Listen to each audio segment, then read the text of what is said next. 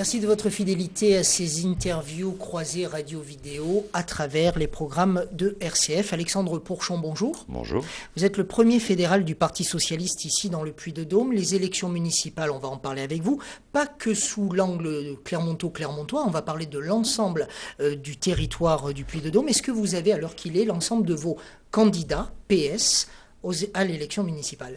Alors, bonne nouvelle, nous avons 80% des candidats, des têtes de liste, mais aussi des listes que les socialistes présenteront sur l'ensemble du département. Les 20% restants, ce sera pour les fêtes de Noël. Comment avez-vous travaillé? Est-ce que l'on reconduit systématiquement la personne qui était en place avec son équipe? On vous voit sourire. Est-ce que votre position est facile ou compliquée? Est-ce que vous devez jouer les arbitres, dire aux uns de gentiment partir ou le dire avec un peu plus de fermeté? Comment faites-vous pour aller trouver de nouveaux candidats?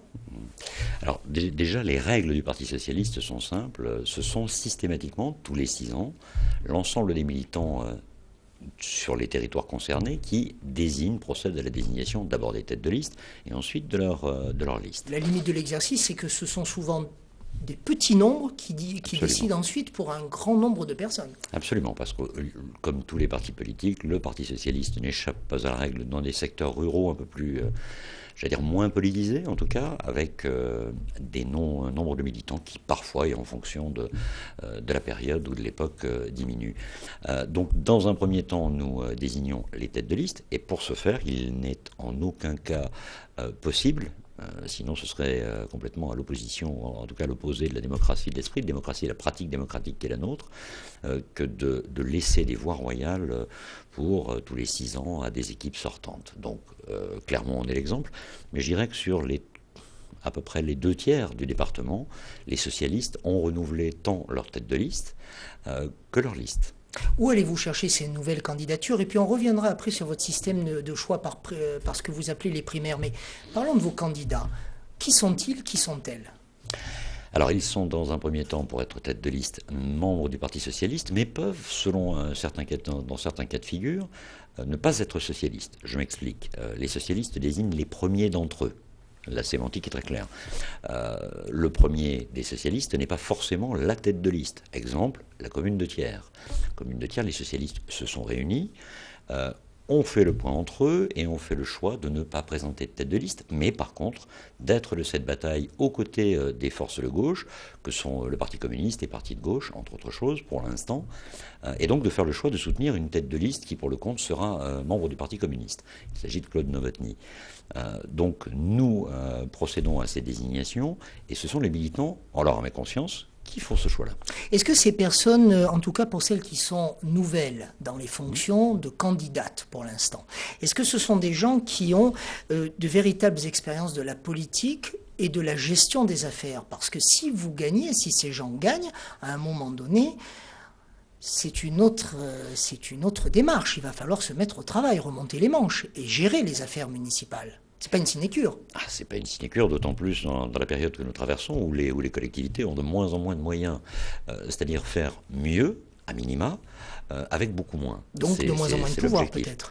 Ce n'est pas moins en moins de pouvoir, puisque le pouvoir de l'élu, entre guillemets, qui reste relatif malgré tout, le pouvoir des élus, d'une manière générale, c'est juste de tenter d'améliorer le sort, ou en tout cas le quotidien de ses concitoyens. L'expérience de vos candidats? Alors expériences de nos candidats, plusieurs, elles sont de plusieurs ordres, soit des expériences professionnelles, des expériences de vie. Nous n'avons pas souhaité nous orienter vers du jeunisme. On ne va pas chercher à la sortie de la faculté des candidats tête de liste pour piloter, présider aux destinées d'eux, même si parfois c'est arrivé historiquement avec de très jeunes candidats. Mais néanmoins, ce sont des candidats qui ont généralement une formation, ou en tout cas sont préparés. Le Parti socialiste, pour ce qui le concerne, essaye de préparer en amont à la construction, à l'élaboration, à la compréhension d'un budget municipal. Là, ça veut dire que vous formez vos candidats, vous, Parti socialiste. Absolument, oui, tout à fait. Alors, nous ne sommes pas la seule formation à le faire, mais moi, j'ai souhaité mettre un point d'honneur de façon à préparer, donner les moyens à celles et ceux qui vont porter les valeurs, les principes et les idées, les couleurs socialistes lors des prochaines municipales et les prochaines intercommunales, parce qu'il y aura 2 élections en une, les 23 et 30 mars prochains. Leur donner les moyens de mieux comprendre très rapidement et comment élaborer ou coélaborer un budget municipal comme un budget intercommunal. C'est la base de tout. Alexandre Pourchon, ça signifie ce que vous êtes en train de dire? Ça signifierait qu'aujourd'hui, on ne peut plus se contenter, pour être un élu de la République, d'avoir sa bonne volonté et sa volonté d'engagement. Il faut aussi être technicien du bien et de l'intérêt commun? Technicien, non. Je dis toujours que les élus que nous sommes, quels qu'ils soient, se doivent d'être des généralistes. Mais pour être un bon généraliste, encore faut-il, j'allais dire, connaître l'ensemble de ces généralités et de ces spécialités. Connaître l'impact d'une politique ou de choix politiques sur le développement de l'école, sur l'amélioration des transports, sur donc la mobilité, sur les questions relatives à l'habitat. Où puis-je intervenir? Donc connaître la loi n'est pas forcément devenir un bon technicien. Un élu ne doit pas être un technicien, il doit être le chef d'orchestre de tout cela. Il a des services pour cela? Il a des collaborateurs dans des grandes collectivités, dans d'autres petites collectivités, plus petites collectivités. Il lui faut certes sa volonté, il lui faut un engagement plus prégnant, il le prend quasiment 24 heures sur 24. C'est les soldats et les soutiens de la République, hein, les maires de petites communes. Ceux-là peuvent s'appuyer sur l'intercommunalité et pour ce qui concerne les socialistes, sur la structure politique qui est la fédération. Mais alors justement, dans une ville comme Clermont-Ferrand, est-ce que c'est vraiment l'équipe municipale qui dirige ou est-ce que ce ne sont pas quelque part les attachés territoriaux qui font partie des salariés de l'intercommunalité? Est-ce que ce ne sont pas les services qui dirigent? Alors, tout dépend en fait de la façon dont on gère les choses. Je vous parlerai non pas d'hier, je vais vous parler de demain. Très rapidement demain, et le choix qu'Olivier Bianchi et l'ensemble de son équipe ont fait. Candidat socialiste? Absolument, qui est notre candidat que vous soutenez socialiste. En tant que premier fédéral du Parti socialiste? Et plus que ça encore, bien sûr. D'abord parce qu'il incarne à la fois l'expérience, mais aussi une nouvelle génération. À 45 ans, Olivier, ainsi que l'ensemble des socialistes clermontois, nous avons fait le choix ensemble. D'abord d'une gestion, ce qu'on appelle, certains appellent la gouvernance. C'est le gouvernement d'une ville et d'une agglomération. Première chose, cette gouvernance sera demain transparente, collégiale, donc partagée, où chaque adjoint ou chaque vice-président, que ce soit la ville ou l'agglomération, aura délégation de pouvoir et la possibilité d'impulser ses politiques. Mais tout le monde va faire ce qu'il veut? Bien sûr que non.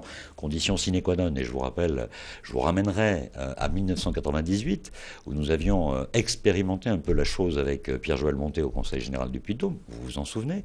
À l'époque, nous avions eu l'occasion de nous rencontrer à plusieurs reprises. La condition sine qua non de cette délégation de pouvoir, c'est que de l'autre côté, chaque adjoint, chaque vice-président s'engage une fois par semaine à venir convaincre le reste de l'exécutif, puis ensuite convaincre son groupe politique, puis ensuite, troisième étape, convaincre l'Assemblée ou municipale. C'est une nouvelle gouvernance, c'est ce que vous venez de dire. Absolument, c'est une nouvelle pratique. Donc ça veut dire, si elle est nouvelle, c'est qu'elle n'existe pas aujourd'hui. Donc ça, absolument. Vous regrettez qu'il n'y ait pas davantage d'implication ou de possibilité donnée à chacun des adjoints et délégués municipaux de s'impliquer personnellement dans la politique locale? Il n'y a pas assez de partage des responsabilités en politique. Nous sommes en train de tourner une page en politique de l'histoire. Globalement ou au PS? D'une manière très générale en politique. Mais le Parti socialiste, lui aussi, a commencé à faire son évolution lors du dernier congrès de Toulouse. Et moi, j'ai souhaité en tout cas l'incarner, ce renouveau, et faire petit à petit monter, donner des responsabilités, alors à de nouveaux parcours de vie, et pas qu'à des jeunes d'ailleurs, et aussi à des femmes et à des hommes qui incarnent une France, ou en tout cas un Parti socialiste plus en phase avec la société.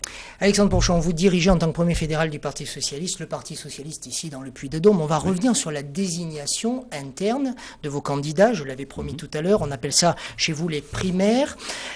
Racontez-nous, expliquez-nous cette alchimie qui semble être propre aux socialistes. Avant les primaires, beaucoup de gens s'auto-déclarent et s'auto-proclament candidats. Puis à un moment donné, il y a quelqu'un qui siffle la fin de la partie. Tout le monde se rallie derrière celui qui obtient le plus de voix. En l'occurrence, chez vous, Olivier Bianchi pour Clermont-Ferrand, élu avec seulement 400 voix d'adhérents. Donc c'est pas énorme non plus à l'échelle d'une collectivité comme celle de Clermont-Ferrand. En fin de compte, est-ce que les primaires, ça ne sert pas tout simplement à exister dans les médias et puis un jour à être soit au gouvernement, quand il s'agit des primaires au présidentiel, soit être adjoint quand il s'agit des primaires au municipal? Alors, je note deux choses. Ce serait limiter, j'allais dire, l'exercice de désignation démocratique de nos candidats, quels qu'ils soient, que ce soit pour les municipales, des législatives, des départementales demain ou des régionales, juste un exercice de style pour les médias. Et deuxième chose, ce serait un peu compliqué. Vous savez, si vous imaginiez la somme de complications qu'il faut parfois gérer, tout à l'heure vous m'interpelliez sur le rôle. Votre forfait téléphonique, c'est illimité? Oui, depuis toujours d'ailleurs avec les socialistes, avec mes camarades, bien évidemment. Qui parfois dépassement de forfait. C'est pas faux, c'est pas faux. Maintenant, il y a de belles promotions, en l'occurrence en plus dans notre région. Tout ça pour vous dire que cette deuxième chose, vous disiez, c'est les socialistes, système de primaire. Mais ça n'est pas que ça, c'est-à-dire que 400 militants pour désigner le prochain maire de Clermont. C'est pourtant non. vrai. Oui et non. Alors si je le considère de manière très, très ouverte comme un appel de votre part à faire que de nombreux Clermontois viennent adhérer au Parti Socialiste, d'accord, je le prends comme tel. Je vous le dis avec le sourire. C'est aussi une réalité. À un moment, partager des convictions, porter les couleurs dans une bataille politique, défendre des valeurs, a un sens historique, c'est la Constitution de la Ve République, qui confère pas au Parti socialiste, mais au parti majoritaire, un rôle dans la gouvernance et dans le gouvernement de la France, à quelque niveau que ce soit, national, régional ou départemental, ou voire municipal, et pour ce faire, justifie l'existence des familles politiques, avec de vraies et de réelles différences, que ce soit sur le plan politique nationale, politique locale, sur les appréciations, sur les défenses de valeurs, qui ne sont pas forcément les mêmes, républicaines pour certains, majoritairement, moins pour d'autres. Je crois que moi je ne minimise pas le principe de l'existence des partis politiques. Si à un moment dans le même parti politique il y a eu différents courants, différentes tendances, différentes familles politiques, toutes sont véritablement capables de se réunir et de soutenir le même candidat à un moment donné? C'est ce qu'on va voir à Clermont-Ferrand, par exemple? C'est ce qu'on va voir à Clermont-Ferrand. C'est votre rêve, ça, en tant que premier fédéral. Oui, bien sûr, je suis, on va dire, je suis à l'image de ce que je souhaiterais que l'ensemble des socialistes soient, pour faire simple, rassemblés, apaisés et concentrés sur des enjeux qui dépassent très largement une élection, qui sont ceux de définir la vision, ou en tout cas le territoire que nous voulons demain, que ce soit à l'échelle de Clermont, de l'agglomération, du département, après-demain d'une région et au-delà, d'une région bien plus élargie. Vous aurez vous-même des velléités. Aujourd'hui, vous êtes conseiller général du Puy-de-Dôme. Vous avez des velléités sur une ville, vous avez des velléités sur la région? C'est un peu prématuré pour en parler. D'abord, on a un président de région. Pour les municipales, j'ai annoncé très clairement que je tiendrai mon rôle de premier fédéral. Je suis opposé au cumul des mandats et même des fonctions. Pour une raison simple, lorsque l'on veut s'impliquer, lorsque l'on veut être un bon généraliste, autant bien se consacrer à la politique, à la collectivité dont on a la responsabilité de l'animer. Et en ce sens-là, les échéances qui viennent, moi je les prendrai en temps et heure. Mais je ne pourrai pas, je suis très clair là-dessus, être juge et partie. Dès lors que je suis premier fédéral, je suis juge. Je suis celui qui essaye de trouver des solutions, d'apaiser, parfois possible, parfois impossible, parce qu'en politique, vous avez aussi des questions de personnalité. Alors, une dernière question, une dernière minute, Alexandre Pourchon. Ouais. Vous dites être juge d'une réalité politique au Parti Socialiste. Vous disiez à l'instant être médecin généraliste, quelque part. Je voudrais que vous soyez, entre guillemets, avocat. En tout cas, avec la question que je vais vous poser, vous allez être avocat. C'est pas facile en ce moment d'être socialiste, parce que avec toutes les taxes que le gouvernement invente, 90 nouvelles taxes depuis l'élection de M. François Hollande à l'élection présidentielle, c'est énorme. La fronde fiscale, elle est réelle. Vous ne pouvez pas rejeter cette fronde fiscale. Je ne rejette rien. J'entends les souffrances, bien évidemment, de mes concitoyens. J'en suis aussi. Je fais partie de ces citoyens qui payent leurs impôts, qui aussi grognent lorsqu'ils ouvrent leurs avis d'imposition, que ce soit la taxe d'habitation ou l'impôt sur le revenu, bien évidemment. J'ai conscience aussi de la ligne et du choix courageux, difficile certes, que le chef de l'État a fait, que son gouvernement Imposer fait. Des impôts supplémentaires, c'est courageux. ça n'est pas imposer, on ne peut pas limiter justement l'action du gouvernement et du chef de l'État à la seule création d'impôts nouveaux, ce qui n'est pas forcément le cas, mais en tout cas à la redistribution des richesses et des ressources. Pourquoi il faut comprendre aussi, et cela est n'est pas suffisamment dit, mais lorsque François Hollande a été élu, il a récupéré une France dans un état financier déplorable, et je crois qu'on ne peut pas, on a passé ce temps d'un autre temps où il se suffisait, j'allais dire, de critiquer la gestion précédente. C'est une réalité, nous avons récupéré une France exsangue.